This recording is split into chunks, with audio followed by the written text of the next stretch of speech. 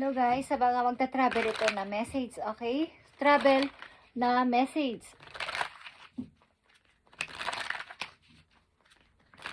Especially sa mga Scorpio guys, sa mga Scorpio na magta-travel ito, okay? Tingnan natin ang inyong message kung kayo ay magta-travel. Ano mga dapat yung asahan at dapat ninyong malaman kung kayo ay nasa travel o nandun na sa inyong pupuntahan na lugar. Okay, titignan natin muna ang inyong yes or no sa mga Scorpio na magta-travel. You can fake it now, what glitter isn't gold. Okay guys, sa mga magta-travel na Scorpio, kayo ay mag-ingat sa mga mapandin lang na mata, okay? Yung mga nagmi-makeup. Hindi ko sabihin sa mga nag-aanyong kumbaga sa litrato, yung mga naggumagamit ng filter. Okay, mag-ingat kayo sa inyong kung kayo na magpupunta ng ibang lugar o magta-travel o something na doon magtatrabaho sa ibang lugar o sa ibang place, sa ibang city, sa ibang country. Mag-ingat kayo sa mga taong hindi nagpapakita na kayo ng totoong nararamdaman or mga fake na people. Okay, yung mga alam niyo nang ibig ko sabihin. Okay, sa inyong pagta-travel, Scorpio, tingnan natin ang inyong dapat malaman. Kapag ando na kayo, dapat ninyong malaman at dapat ninyong tandaan. Tingnan natin. Sa mga nasa travel o nagta-travel na Scorpio, gusto mag-travel na Scorpio, ito ang dapat ninyong malaman. At dapat ninyong tandaan. Okay, Scorpio, Ten of Cups is here. Ang mga Scorpio na nandito is may masayang family. Okay, kayo ay pamilyadong tao na. Okay, but gusto nyo mag-travel. Gusto nyo ng bagong, kung kayo nasa pamilya na, gusto nyo naman maiba. Magkaroon ng maganda pang kahinatnan. Okay, mag-step pa. Mag-level up pa ang aming pamilya, yung pamumuhay namin. Okay. At desidido ka dito, planong-plano mo tong mag-travel ka. Ano man itong ibigay sa'yo na challenges o kung ano man tong opportunity na to ay gusto mong i-grab. Yeah, seryoso ka dito. King of Swords is here. Sapagkat ito yung gusto ko. Okay. Nandito ang Two of Wands. Travel talaga to. At plano ko talaga to. Guys, matagal mo na tong hinihintay ang pagta-travel na to o ang pagpunta mo na ibang lugar para sa iyong family. Para sa ganda pa ng buhay ninyo o di man kayo naghihirap o hindi naman kayo nasa middle naman kayo na pamuhay, but gusto mong mag-explore pa. Gusto mong may marating pa o gusto mong mabigyan pa na magandang kinabukasan ng inyong mga anak kung magta-travel ka o doon ka magtrabaho sa ibang bansa, mas dadami pa yung ipon mo o mas aangat ka pa sa pera. Okay. Maliliit pa ang anak nyo maybe at gusto mong makapag-ipon para sa kailang kinabukasan. Tingnan natin. Kung kayo ay magta-travel o nasa travel na is, titingnan natin ang inyong mga paparating na message dito guys at dapat din yung tandaan. Okay. Yan, dito na naman ang Ten of Cups. Okay, guys. Gusto nyong maibigay ang masayang pamumuhay sa inyong mga anak, sa inyong pamilya. Kumbaga, lahat masaya. Naibigay nyo yung mga gusto nila. Bilang isang magulang kasi gustong maibigay lahat ang pangangailangan ng kanilang mga anak. Kaya gusto nyong maiba naman o pag nag-travel ako, magtrabaho sa ibang lugar, baka medyo malaki naman ang sahod at makapag-ipon para sa kanila. Okay. Kung kayo nasa travel na o kayo ay magta-travel pa lang is, andito ang The Magician. Okay. Andito ang Ten of Swords. Ito ang Ace of Cups. At nandito ang Eight of Swords. Okay. Pag kayo ay nasa travel na o balak nyo mag-travel is, iwasan nyo na kayo ay maninlang ng maraming tao at malugmok sa isang kumbaga madamay kayo sa problema, nang may problema at hindi kayo makaalis dun sa sitwasyon na yon. At maaaring marami kayong makikilalang tao sa paligid, maraming mga kayong may encounter na bago mga persona o Maaari sa pag-ibig na rin, mga tukso is here, is iwasan ninyo sapagkat baka kayo ay matagalan bago makamove doon. Okay? Sa sitwasyon na to, sa inyong pagta-travel, is iwasan ninyo ang tukso. Iwasan ninyo ang malinlang. Katulad ng una ninyong message na may mga fake dito na mga mukha at mata. Eh guys, at maaaring kayo malinlang na magandang mukha. Kung kayo ay lalaking Scorpio naman dito, malinlang kayo ng pala makeup na person, guys. Yung maraming glitter sa mata. Just saying. Okay. Malalapit kayo sa tukso, kaya iwasan nyo to para hindi kayo magkaroon ng problema sa bandang huli kung kayo ay may masayang pamilya na naiiwan sa inyong lugar. Iwasan ninyong masangkot sa gulo o sa tukso. Okay. Maaring bagong pag-ibig ay may sisibol dito o sinasabi nating tukso. Okay. Dapat yung malaman, Scorpio, kung kayo nasa travel o magta-travel o nasa travel na is, tingnan natin, guys, dapat ninyong tandaan na mga Scorpio. And it message dito sa Scorpio na nasa travel na o magta-travel pa lang. Dapat nilang malaman is here. Yeah. Maaaring magkaroon dito ng pagka-broke sa puso, magkaroon ng masasaktan, at hindi nyo malaman kung anong inyong gagawin at inyong i-explain, okay, sa pangyayari ito. Pagamat alam nyo ang dapat yung gawin o dapat ninyong pag-isipan o dapat ninyong pagdesisyonan is hindi nyo masabi-sabi o hindi nyo masasabi. Sapagkat na mai-stuck kayo dito. Maaaring ito ay magkaroon kayo ng love triangle sa ibang lugar, guys. Okay. At hanggang tingin na lang kayo sa pamilya na inyong iniwan o iiwan sa inyong place. Bagamat gusto nyo lapitan, hindi kayo makalapit. Okay? At maaari talaga na kayo ay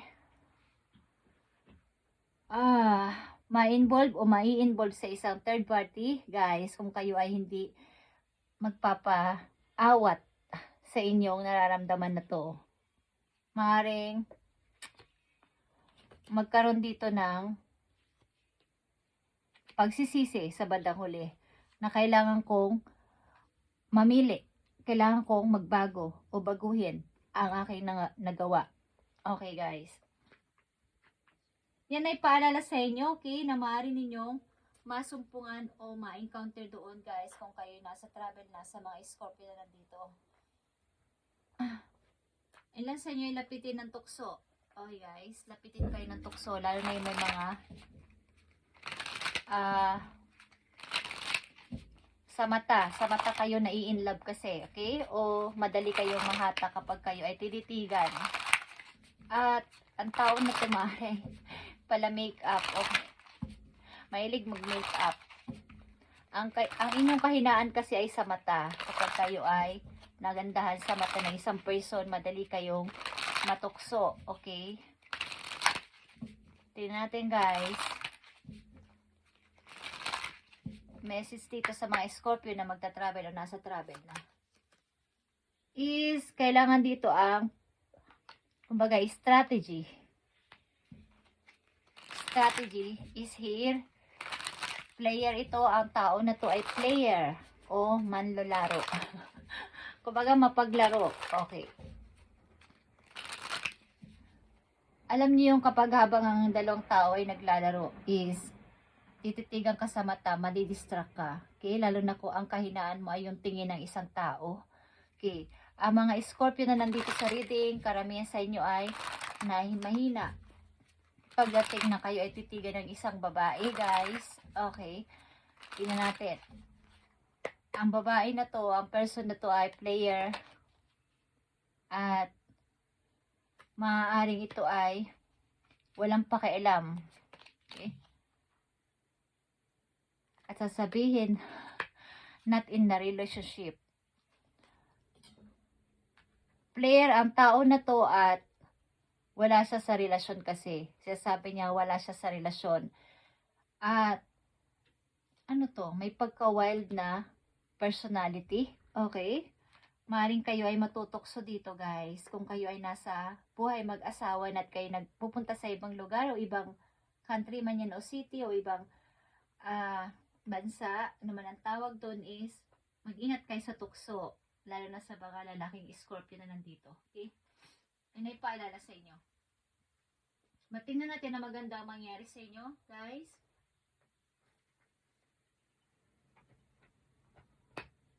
Ang mga Scorpio na nandito sa reading ay pamilyado ng person. Okay.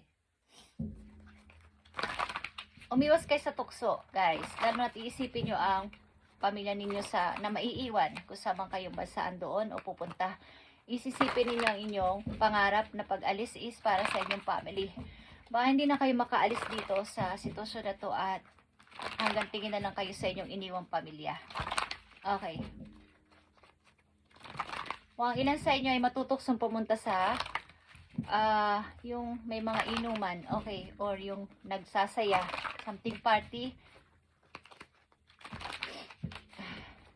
Tingnan natin to, Scorpio.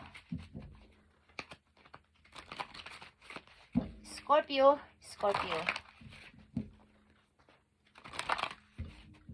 Bago mahuli ang lahat ay mag-ingat ka sa tukso. Okay, lapitin ka ng tukso. Love triangle. Okay. Tingnan natin ang payo sa'yo dito o gustong sabihin sa'yo ng yung mga guidance, guys. Andito ang Queen of Michael is Queen of Sword. Okay? You know exactly what to do. Guys? The benefit of experience, a time for your career rather than relationship. So, ang isipin mo sa ngayon ay career, kung bakit ka nandyan sa pinuntahan mong bansa o lugar is career, not relationship. Okay. Kung yan ang iyong purpose, kaya ka pumunta sa lugar na yan is, dapat isipin mo ang iyong purpose o gagawin mo. Sapagkat bago ka pumunta dyan, alam mo na kung anong gusto mo gawin. You know exactly what to do. At marami ka na rin experience about dyan sa mga nakaraang mong taon-taon sa buhay mo. Ngayon, ang iyong career ang iyong isipin, ang trabaho mo, rather than sa pakikipagrelasyon o sa tukso. Okay. Scorpio. Payo pa for you. Sapagkat ang career na to, ang opportunity na to ay matagal mong pinag-isipan at may isasakripisyo kang pamilya dito. Kaya ka mo gustong pumunta dito is para sa iyong trabaho. Kailangan ay career rather than relationship.